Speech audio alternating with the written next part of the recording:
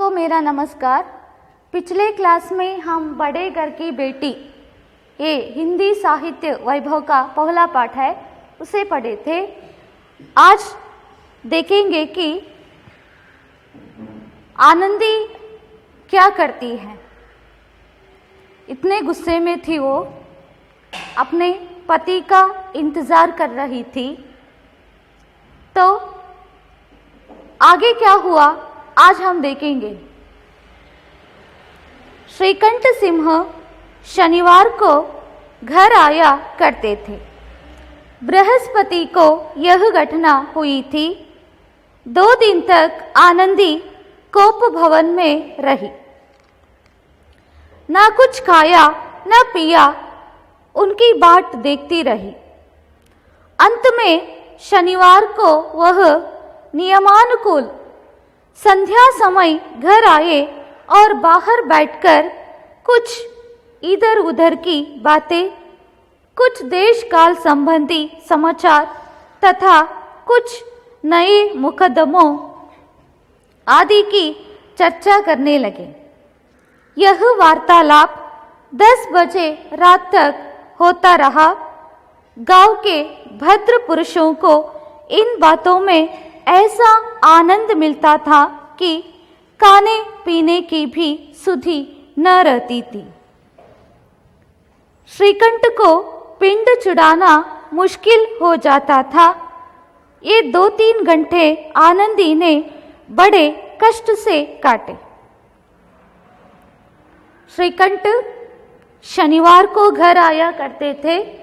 बृहस्पति यानी गुरुवार को ये घटना हुई थी और 2 दिन तक शनिवार को श्रीकंठ आए थे। 2 दिन तक मतलब आप उसे कैसे लेते हैं? गुरुवार के दोपहर के समय से लेकर दोपहर से लेकर शुक्रवार के दोपहर तक 1 दिन हुआ। शुक्रवार के दोपहर से लेकर शनिवार के दोपहर 2 दिन हुआ। ऐसा लेते हैं प्रेमचंद, ठीक है। और उस समय तक आनंदी अपने पति का इंतजार करती रही। बाट देखना मतलब प्रतीक्षा करना, इंतजार करना। कोप भवन में रही। जैसे कि अपने बेटे को पट्टाभिषिक्त करने के लिए कैके क्या करती है, वो कोप भवन में जाकर रहती है। जब तक दशरथ उसे पहले किसी एक समय में वचन दिए थे, वर मांगने को कहा था, परंतु आज उसे चाहिए था। इसलिए कैकेयी क्या करती है, कोप भवन में जाकर इधर उधर गुस्से में घूमती रहती है। ऐसे ही यहाँ पर आनंदी 2 दिन तक न कुछ खाया न पिया, कोप भवन में रही। अंत में शनिवार आया। शनिवार के दिन श्रीकंठ नियम के अनुसार अपना सारा काम समाप्त करके शाम के समय घर आए। परंतु श्रीकंठ से मिलने के लिए गांव के जो सज्जन कहलाने वाले लोग आए थे, पंच आए थे, वहां पर एक पंचायत होने वाली थी। श्रीकंठ के आते ही उन्होंने क्या किया, श्रीकंठ को वही बिठाया और इधर उधर की बातें, देश काल संबंधी समाचार, गांव में जो मुकदमा चल रहा है उसके बारे में, मुकदमा दावा केस चल रहा है उसके बारे में चर्चा करने लगे। ऐसा है कि कुछ लोगों की आदत ऐसी होती है जो बात करने के लिए बैठते तो वार्तालाप करते रहते तो खाने पीने की चिंता भी उनको नहीं रहती। ऐसे ही गांव में कुछ लोग थे, दूसरों के घर जाकर ऐसे ही बातचीत करते थे। इन पंचों को भी खाने पीने की सुधि नहीं थी, परंतु श्रीकंठ उतने दूर से आए हैं उन्हें विश्राम लेना चाहिए था। ये पंच नहीं जा रहे, श्रीकंठ से बातें कर रहे हैं, तो श्रीकंठ को वहां से पीछा छुड़ाना मुश्किल हो गया था, उनसे मुक्ति पाना मुश्किल हो गया था, इसलिए वो वहीं बैठे थे। ये वार्तालाप कितने बजे तक चलता रहा? वार्तालाप, कॉन्वर्सेशन कितने बजे तक? रात के 10 बजे तक चलता रहा। ये 2-3 घंटे आनंदी बहुत कष्ट से काट लेती है। किसी तरह भोजन का समय आया, पंचायत उठी, एकांत हुआ, तो लाल बिहारी ने कहा, भैया आप जरा भाभी को समझा दीजिएगा कि मुंह संभाल कर बातचीत किया करें, नहीं तो एक दिन अनर्थ हो जाएगा। ऐसे ही भोजन का समय आया, पंच लोग गए, एकांत हुआ। श्रीकंठ का छोटा भाई लाल बिहारी वही खड़ा था। भैया कब अंदर आएंगे, ऐसा वो उनकी प्रतीक्षा कर रहा था। भैया के अंदर आते ही उन्हें रोककर वो कहता है, भाभी से कहना कि मुंह संभाल कर बातचीत किया करे। मुंह संभालना मतलब सोच विचार करके बात करना, ऐसे वैसे झगड़े की बात मत करना। तो अगर ऐसा हुआ तो वो मुंह संभाल कर बात ना करती तो क्या हो जाएगा? एक दिन अनर्थ हो जाएगा, झगड़ा बढ़ जाएगा। श्रीकंठ को घर में क्या हुई थी कुछ भी पता नहीं था। उस समय बेनी माधव सिंह भी अपने बेटे की ओर साक्षी दी मतलब उसके पक्ष लेकर बात करते हैं, गवाही देते हैं। हाँ, बहु बेटियों का यह स्वभाव अच्छा नहीं कि मर्दों के मुंह लगे। मर्द मतलब पुरुष, मुंह लगना मतलब उलझना, झगड़ा करना। मुंह लगना, उलझना, झगड़ा करना। लाल बिहारी कहता है, वह बड़े घर की बेटी है तो हम भी कोई कुमरी कहार नहीं है।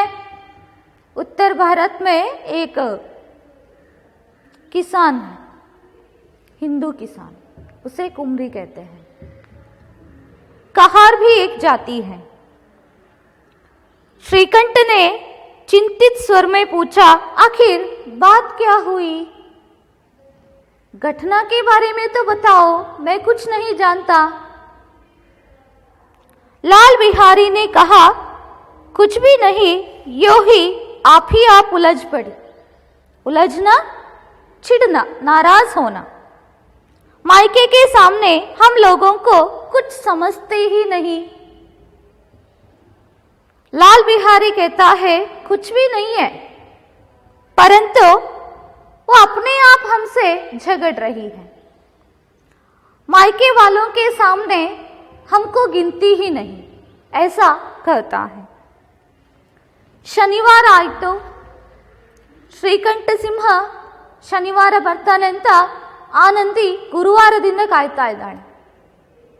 ಇಲ್ಲಿ ಲೇಖಕರು ಹೇಳೋದಿಷ್ಟೇ, ಶ್ರೀಕಂಠ ಸಿಂಹ ಶನಿವಾರ ಮನೆಗೆ ಬರ್ತಾ ಇದ್ದ ಅಂತ. ಘಟನೆ ನಡೆದದ್ದು ಗುರುವಾರ ಮಧ್ಯಾಹ್ನದ ಸಮಯದಲ್ಲಿ. 2 ದಿವಸ ಆನಂದಿ ಕೋಪ ಭವನದಲ್ಲಿ ಇದ್ಲು. ಏನೂ ತಿನ್ನಲಿಲ್ಲ, ನೀರನ್ನು ಸಹ ಅವಳು ಸ್ವೀಕರಿಸಲಿಲ್ಲ. ಅಷ್ಟು ಸಿಟ್ಟು, ಅವಮಾನ ಅವಳಿಗಾಗಿತ್ತು. ಹಾಗಾಗಿ ಲೇಖಕರು ಹೇಳ್ತಾರೆ, 2 ದಿವಸ ಕೋಪಭವನ ಅಂತ ಹೇಳಿದ್ರೆ ಗುರುವಾರ ಮಧ್ಯಾಹ್ನದಿಂದ ಶುಕ್ರವಾರ ಮಧ್ಯಾಹ್ನದವರೆಗೆ 1 ದಿವಸ ಕಳೆಯಿತು. ಶುಕ್ರವಾರ ಮಧ್ಯಾಹ್ನದಿಂದ ಶನಿವಾರ ಮಧ್ಯಾಹ್ನ ಅಂತ ಹೇಳಿದ್ರೆ 2 ದಿವಸ ಕಳೆಯಿತು ಅಂತ. ಆ ಥರ ಅವರು ಲೆಕ್ಕ ಹಾಕಿ ಹೇಳುವಂಥದ್ದು. ಗೊತ್ತಾಯ್ತಾ? ಹಾಗಾಗಿ ಶನಿವಾರ ಹೇಗೋ ಬಂತು.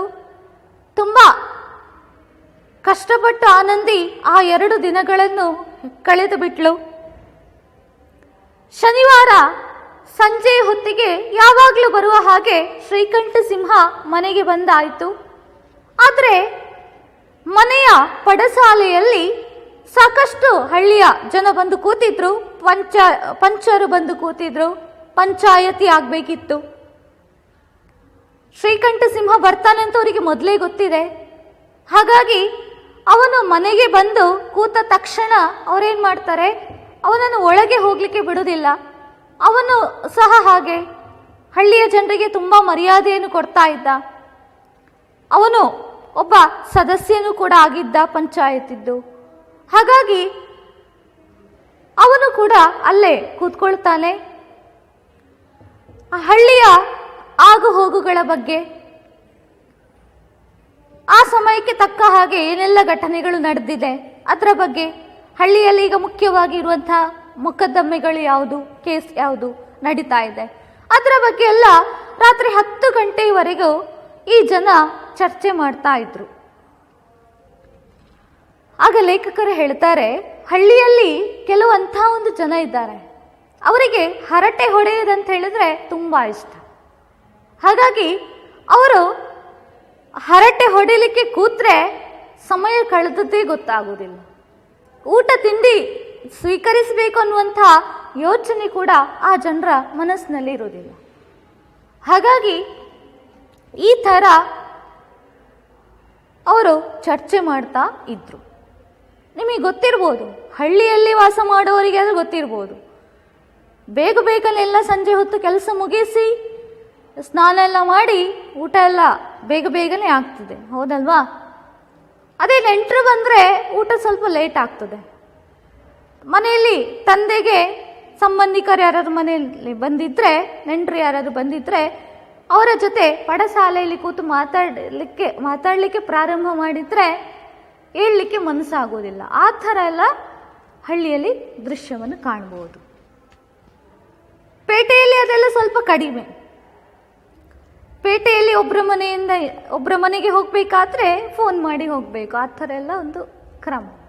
ಯಾಕಂದರೆ ಎಲ್ಲರೂ ಉದ್ಯೋಗಸ್ಥರೇ ಆಗಿರುವ ಕಾರಣ ಮನೆಯಲ್ಲಿ ಯಾರೂ ಇರೋದಿಲ್ಲ.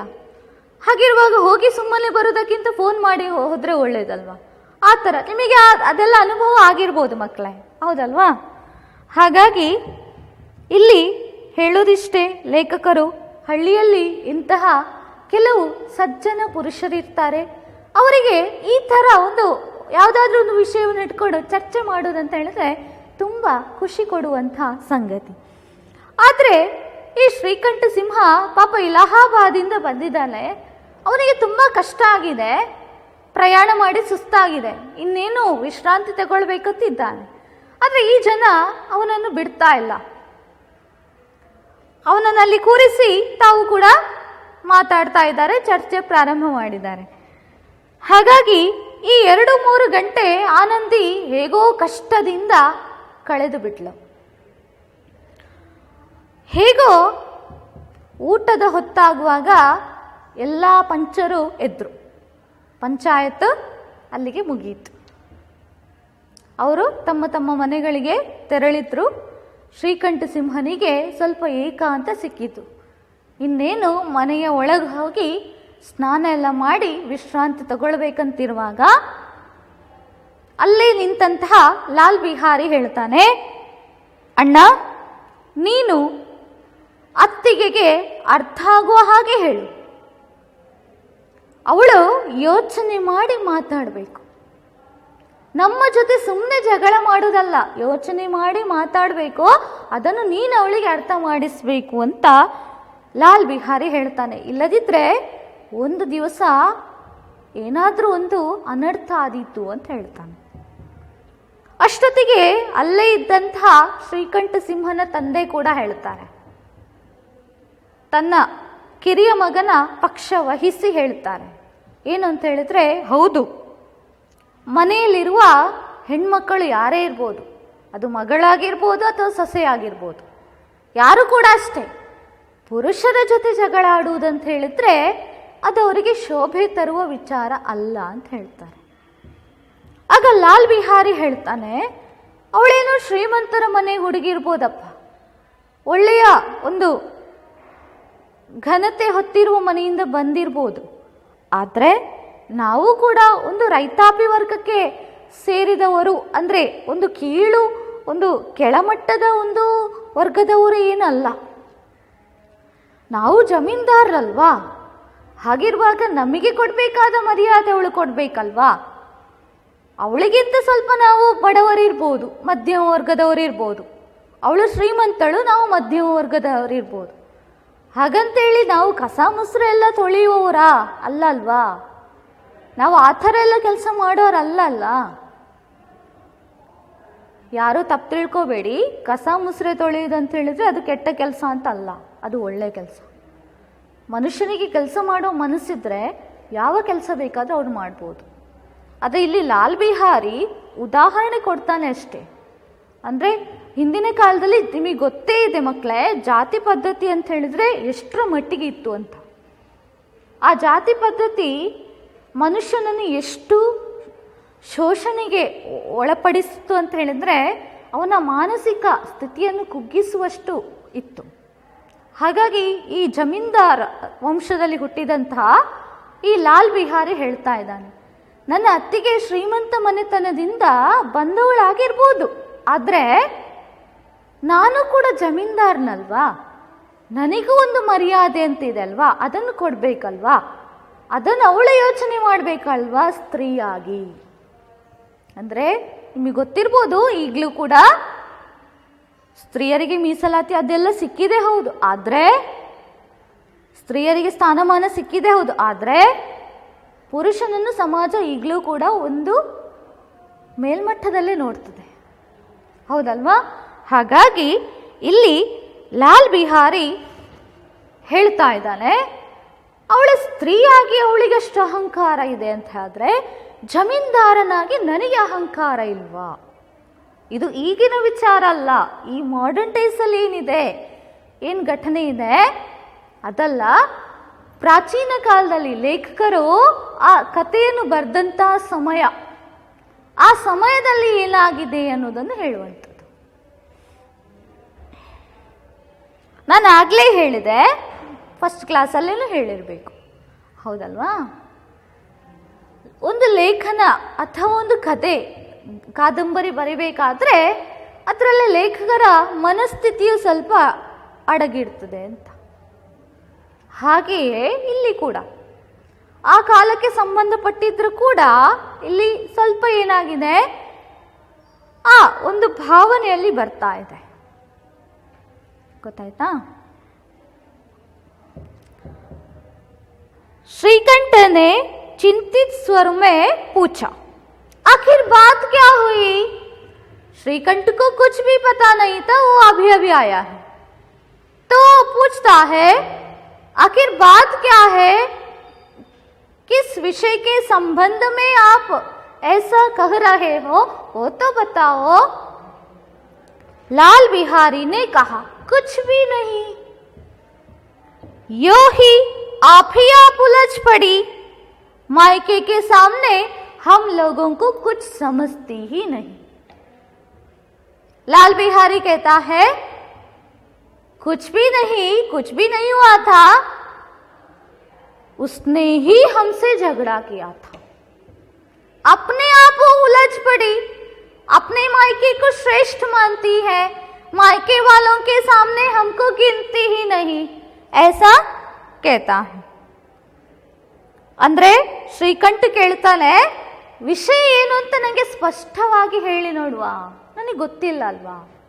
ಅವಳು ಏನು ಮಾಡಿದ್ಲು, ನೀವು ಅವಳ ಬಗ್ಗೆ ಅಷ್ಟು ಹೇಳ್ತಾ ಇದ್ದೀರಿ, ಅವಳೇನು ಮಾಡಿದ್ಲು ಅದನ್ನಾದ್ರೂ ಹೇಳಿ. ಆಗ ಲಾಲ್ ಬಿಹಾರಿ ಹೇಳ್ತಾನೆ, ಅವಳೇನು ಮಾಡಿಲ್ಲ, ವಿಷಯ ಅಷ್ಟೊಂದು ಏನಿಲ್ಲ, ಆದರೆ ಅವಳೇ ನಮ್ಮಲ್ಲಿ ಜಗಳಕ್ಕೆ ಅಂತ ಬಂದದ್ದು. ಅಷ್ಟೇ ಅಲ್ಲ, ತನ್ನ ತವರು ಮನೆಯವರ ಎದುರಿಗೆ ನಾವು ಅವಳಿಗೆ ಲೆಕ್ಕಕ್ಕೆ ಇಲ್ಲ ಅನ್ನುವ ಹಾಗೆ ಆಗಿದೆ ಅಂತ ಹೇಳ್ತಾರೆ. श्रीकंठ खा पीकर आनंदी के पास गए। वह भरी बैठी थी। यह हजरत भी कुछ तीखे थे। आनंदी ने पूछा, चित्त तो प्रसन्न है? श्रीकंठ बोले, बहुत प्रसन्न है, पर तुमने आजकल घर में यह क्या उपद्रव मचा रखा है। श्रीकंठ खा पीकर आनंदी के पास गए। वह भरी बैठी थी। वो कमरे में नहीं थी, कोप भवन में बैठी थी। कमरे के पास बाजू वाले जो कमरा है, छोटा कमरा है, उसे कोप भवन कहते हैं। वहां पर थी वो जिस तरह बैठी थी वो रो रही थी। उससे पता चलता है कि पीछे से ही हम ये अंदाजा लगा सकते हैं कि वो रो रही थी। और वो जिस तरह बैठी थी वो हजरत कुछ तीखे थे। तीखा मतलब तीक्ष्ण। आनंदी अपने पति से पूछती है, आपका चित्त तो प्रसन्न है? चित्त मतलब मन। मन तो ठीक है ना? श्रीकंठ कहते हैं, हाँ बहुत ही प्रसन्न है, पर मुझे पता चला कि आजकल तुमने घर में कुछ उपद्रव मचा रखा है। क्यों ऐसा कर रही हो? आनंदी की त्योरियों पर बल पड़ गए। त्योरी मतलब बहुए। बल पड़ना, सिकुड़न आना। यहाँ अर्थ ऐसा है कि उसके बहुए चढ़े थे और माथे पर सिकुड़न आए थे। झुंझलाहट के मारे बदन में ज्वाला सी दहक उठी। पहले अर्थ देखिए, झुंझलाहट चिड़ अंद्रे कोप, सिट्टु। बदन मतलब शरीर, देह। ज्वाला, ज्वाला क्रोधाग्नि, क्रोध की अग्नि। यहां पर ज्वाला का अर्थ यहां पर क्रोध की अग्नि। दहक उठी, दहकना जलना, उरिता इतु। बोली, जिसने तुमसे यह आग लगाई है उससे पाओ मुंह झुलसतु। मुंह झुलसना, सूखकर काला पड़ना। इसका अर्थ एक लकड़ी हो, कुछ भी हो। यहां पर शब्द का अर्थ दिया है मैंने। कुछ भी हो वो आधा सूखकर तब क्या होता है? वो काला पड़ता है। आधा सूखकर वो काला पड़ता है। इसका अर्थ यह है कि यहां पर देखिए, आग लगाना। आग लगाना मतलब ऐसा कि कुछ भी कहना। उसके आनंदी के बारे में लाल बिहारी ने ऐसा वैसा कहा था। गलती किसकी थी? लाल बिहारी की थी, परंतु वो आनंदी पर क्या कर रहा है? आरोप लगा रहा है। तो ऐसा कहती है, उसे पाऊं। उसे पाऊं मतलब अगर वो मेरे सामने होता तो उसका मुंह झुलसतु। मतलब अगर वो मेरे सामने होता तो मैं क्या करती? अपनी क्रोधाग्नि से उसे भस्म कर देती। ऐसा कहती है। ಶ್ರೀಕಂಠ ಊಟ ತಿಂಡಿ ಎಲ್ಲ ಮಾಡಿ ಇನ್ನು ಮಲಗಲಿಕ್ಕಿಂತ ತನ್ನ ಕೋಣೆಗೆ ಬರ್ತಾನೆ. ಆನಂದಿ ಕೋಣೆಯ ಪಕ್ಕದಲ್ಲೇ ಇದ್ದಂಥ ಕೋಪ ಭವನದಲ್ಲಿ ಅಳುತ್ತಾ ಕೂತಿದ್ಲು. ಅವಳು ಕೂತಂತಹ ಭಂಗಿ ಹೇಗಿತ್ತಂತ ಹೇಳಿದ್ರೆ, ಹಜರತ್ ಅನ್ನೋದಕ್ಕೆ ಬೇರೆ ಒಂದು ಅಲ್ಲಿ ಅರ್ಥ ಇದೆ, ಅದೊಂದು ಬಿರುದು ಅಂತ ಹೇಳ್ಬೋದು. ಆದರೆ ಇಲ್ಲಿ ನಮಗೆ ಆ ಥರ ತಗೊಳ್ಳಿಕ್ಕೆ ಆಗೋದಿಲ್ಲ, ಇದು ಸಂದರ್ಭ ಬೇರೆ ಬರ್ತದೆ, ಗೊತ್ತಾಯ್ತಾ? ಹಾಗಾಗಿ ಇಲ್ಲಿ ಏನು ಅಂತ ಹೇಳಿದ್ರೆ, ಅವಳು ಕೂತಂತಹ ಭಂಗಿ ಹೇಗಿತ್ತು ಅಂತ, ಭಂಗಿ ಅಂತ ತಗೊಳ್ಳುವ, ಹೇಗಿತ್ತು ಅಂತ ಹೇಳಿದ್ರೆ ತೀಕ್ಷ್ಣವಾಗಿತ್ತು. ನೋಡುವಾಗಲೇ ಗೊತ್ತಾಗ್ತಾ ಇತ್ತು ಅವಳು ಅಳ್ತಾ ಇದ್ದಾಳೆ ಅಂತ. ಶ್ರೀಕಂಠ ಸಿಂಹನಿಗೆ ನಿಜವಾಗಿಯೂ ಕಾರಣ ಏನು ಅಂತ ಗೊತ್ತಿರಲಿಲ್ಲ. ಹಾಗಾಗಿ ಬಂದು ಕೇಳ್ತಾನೆ ಏನಾಯ್ತು ಅಂತ. ಆಗ ಆನಂದಿ ಹೇಳ್ತಾಳೆ, ನಿಮ್ಮ ಮನಸ್ಸು ಸರಿಯಾಗಿದೆಯಾ, ಪ್ರಸನ್ನವಾಗಿದೆಯಾ ಅಂತ ಕೇಳ್ತಾಳೆ. ಶ್ರೀಕಂಠ ಹೇಳ್ತಾರೆ, ಹೌದು ಮನಸ್ಸು ಪ್ರಸನ್ನವಾಗಿದೆ, ಆದರೆ ನೀನು ಮಾತ್ರ ಇತ್ತೀಚೆಗೆ ಈ ಮನೆಯಲ್ಲಿ ಏನೋ ಒಂದು ಗಲಾಟೆ ಬೀಸ್ತಾ ಇದೆಯಲ್ವಾ, ಈ ಮನೆಯವರಿಗೆ ಏನೋ ಮನಸ್ಸಿಗೆ ತೊಂದರೆ ಉಂಟು ಮಾಡ್ತಿದ್ಯಲ್ವಾ ಅಂತ ಹೇಳ್ತಾರೆ. ಆಗ ಆನಂದಿಗೆ ಸಿಟ್ಟು ಬರ್ತದೆ, ಅವಳ ಹುಬ್ಬುಗಳು ಮೇಲೇರುತ್ತವೆ. ಅಷ್ಟೇ ಅಲ್ಲ, ಹುಬ್ಬುಗಳು ಮೇಲೇರಿದಾಗ ಸಾಮಾನ್ಯವಾಗಿ ಈ ಥರ ಎಲ್ಲ ಹೇಳುವಾಗ, ಇದನ್ನು ಎಕ್ಸ್ಪ್ಲೈನ್ ಮಾಡುವಾಗ ಕ್ಲಾಸಲ್ಲಿ ಮಕ್ಕಳು ಹುಬ್ಬನ್ನು ಮೇಲೇರಿಸಿ ನೋಡ್ತಾರೆ ಯಾರ ಹಣೆಯಲ್ಲಿ ನೆರಿಗೆಗಳು ಬಂದಿದೆ ಅಂತ. ಹಾಗೆ ನೀವೀಗ ಮನೆಯಲ್ಲಿದ್ದೀರಿ, ನೀವು ಆ ಥರ ಮಾಡಿ ನೋಡ್ಬೋದು, ಗೊತ್ತಾಯ್ತಾ? ಸಿಟ್ಟು ಬಂದಾಗ ಕೆಲವರಿಗೆ ಮುಖ ಎಲ್ಲ ಕೆಂಪಾಗ್ತದೆ, ಹೌದಲ್ವಾ? ಆದರೆ ಈಗ ಏನಾಗಿದೆ, ಇಲ್ಲಿ ಆನಂದಿಗೆ ಮುಖವೂ ಕೆಂಪಾಗಿದೆ, ಅದ್ರ ಜೊತೆಗೆ ಅವಳ ಹುಬ್ಬುಗಳು ಮೇಲೇರಿದೆ, ಹಣೆಯಲ್ಲಿ ನೆರಿಗೆಗಳು ಮೂಡಿದೆ, ಗೊತ್ತಾಯ್ತಾ? ಅಂದರೆ ಬಲ್ ಪಡ್ನ ಸಿಕ್ಕುಡನ್ ಆನ ಅಂದರೆ ನೆರಿಗೆಗಳು ಮೂಡೋದು. झुंझलाहट के मारे बदन में ज्वाला सी ದಹಕುಟಿ. ಸಿಟ್ಟಿನಿಂದ ಆ ಕ್ರೋಧಾಗ್ನಿ ಹೇಗೆ ಇದೆ ಅಂತ ಹೇಳಿದ್ರೆ, ಅವಳ ಮನಸ್ಸಿನಲ್ಲಿದ್ದ ಸಿಟ್ಟು ಅವಳ ಇಡೀ ಶರೀರವನ್ನು ವ್ಯಾಪಿಸಿದ ಹಾಗೆ ಇತ್ತು. ಹಾಗಾಗಿ ಅವಳು ಹೇಳ್ತಾಳೆ, ನನ್ನ ಬಗ್ಗೆ ಈ ಥರ ಇಲ್ಲ ಸಲ್ಲದ ಆರೋಪ ಹೊರಿಸಿದವ, ಆಗ್ಲಗಾನ ಅಂತ ಹೇಳಿದ್ರೆ ಬೆಂಕಿ ಹಾಕುವುದು, ಇಲ್ಲಿ ಅರ್ಥ ಏನು, ಅದನ್ನು ನಾವು ಬೆಂಕಿ ಹಾಕುವುದಂತ ತಗೊಳ್ಳಿಕ್ಕೆ ಆಗುವುದಿಲ್ಲ. ಅಂದ್ರೆ ಅವಳ ಮೇಲೆ ಇಲ್ಲ ಸಲ್ಲದ ಆರೋಪ ಹೊರಿಸುವುದು ಅಂತ ತಗೊಳ್ಬೋದು, ಹೌದಲ್ವಾ? ಯಾರು ನನ್ನ ಬಗ್ಗೆ ಇಲ್ಲ ಸಲ್ಲದ ಆರೋಪವನ್ನು ಹೊರಿಸಿದ್ದಾರೋ ಆ ವ್ಯಕ್ತಿ ಈಗ ನನ್ನ ಎದುರು ಇಡ್ತಿದ್ರೆ ನಾನೇನ್ ಮಾಡ್ತಿದ್ದೆ? ಅವನಿಗೆ ಸರಿಯಾಗಿ ಪಾಠ ಕಲಿಸ್ತಾ ಇದ್ದೆ, ನನ್ನ ಈ ಕ್ರೋಧಾಗ್ನಿಯಿಂದ ಅವನನ್ನು ಸುಟ್ಟು ಭಸ್ಮ ಮಾಡ್ತಿದ್ದೆ ಅಂತ ಹೇಳ್ತಾಳೆ. ಇಷ್ಟು ಆನಂದಿ ಹೇಳ್ತಾಳೆ. ಶ್ರೀಕಂಠಿಗೆ ಏನೂ ಅರ್ಥ ಆಗ್ತಾ ಇಲ್ಲ, ಏನ್ ಮಾಡುದಪ್ಪ ಅಂತ. ಆನಂದಿ कहती है, क्या कहो यह मेरे भाग्य का चक्कर है.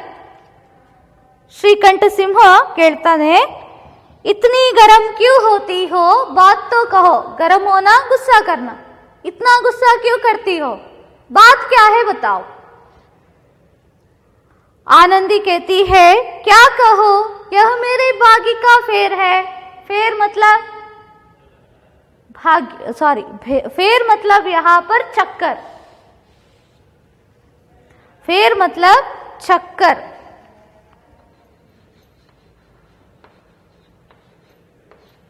फेर मतलब चक्कर, भाग्य का फेर है, चक्कर है.